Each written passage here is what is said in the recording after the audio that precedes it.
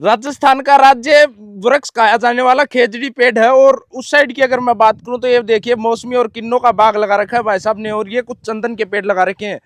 जी भाई साहब नमस्कार। नमस्कार भाई साहब, नमस्कार। लोग तो बागों में से खेजड़ी के पेड़ को हटा रहे हैं और आपने तो यहाँ पे खेजड़ियों के पेड़ बचा रखे हैं, ऐसा क्यों कर रखा है? देखो भाई साहब, खेजड़ी क्या है, अपना राज्य वृक्ष है। दूसरी बात, एक खेजड़ी ही वृक्ष ऐसा है जिससे यदि साथ में खेती करेंगे तो खेजड़ी के पेड़ के नीचे एक्स्ट्रा खेती होगी। एक्स्ट्रा कैसे होगी? पेड़ के नीचे तो खेती हो ही नहीं सकती। खेजड़ी के पेड़ के नीचे कोई नुकसान नहीं है, अदर पेड़ के नीचे है। खेजड़ी के पेड़ की बात करें, कई विशेषताएं हैं। हाँ। एक तो आजकल अपने थोड़ी कम लगती हैं। इसकी बात करें सांगर की, सांगर लगती है तो सांगर यदि गिल्ली सांगर बेचे तो अपन 700-800 1000 रुपए किलो तक जी। और यदि सूखी हुई सांगर देंगे तो 1500 से 2000 रुपए किलो तक इसकी सांगर बेच सकते हैं। हाँ।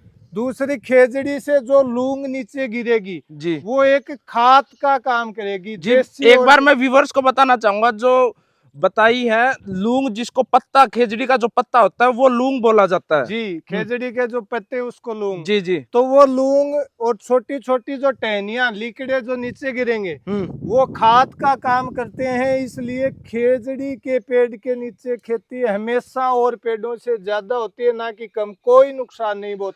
अच्छा, दूसरी बात एक और आ गई, ये तो फसल की बात आ गई। उसके बाद पेड़, आपने तो बाग लगा रखा है, इस बाग में भी बाग में भी दिखाता हूँ। देखो, ये मैंने चंदन की खेती कर रखी है मेरे खेत में। ये चंदन की खेती कर रखी है, पूरी लाइन बना रखी है। हाँ। इसमें देखो, ये जो पेड़ है इसके दोनों तरफ खेजड़ी है। हाँ। इस साइड भी है, इस साइड भी है। इस साइड खेजड़ी की जड़ें जिस पेड़ के पास पहुंची हुई हैं, चंदन के जिस वृक्ष को खेजड़ी की जड़ें मिली हुई हैं, वो उनका पालन पोषण अलग ही तरीके से हो रहा है। बिल्कुल। हाइट लेंथ की अगर मैं बात करूं तो आप एक बार इस पेड़ के पास भी आइए थोड़ा। ये है लगभग 3 से 4 फीट का पेड़। और इस पेड़ की यदि बात करें तो 6 फीट मेरी हाइट है, और ये पेड़ मेरे से भी ऊपर है। बिल्कुल से भी ऊपर। और अगर मैं वहां तक की देखिए उस साइड की बात करूं तो ये देखिए, ये फिर ये जो खेजड़ी के संपर्क में एक पेड़ का नहीं, मत मानो आप। ये जैसे थोड़े दूर होते गए उनको कम खुराक मिल रही है। खेजड़ी से बिल्कुल जो दूर हो गई, ये देखो एक ही साथ एक ही समय में लगाई हुई, इनको कोई एक्स्ट्रा खाद नहीं डाली हुई।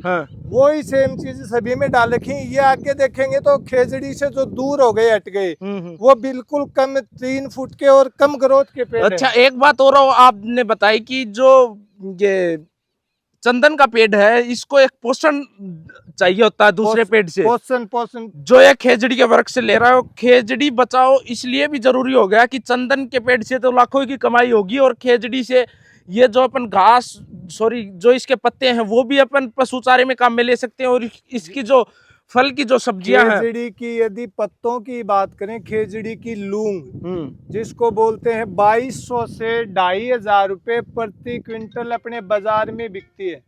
2200 से 2500 प्रति क्विंटल।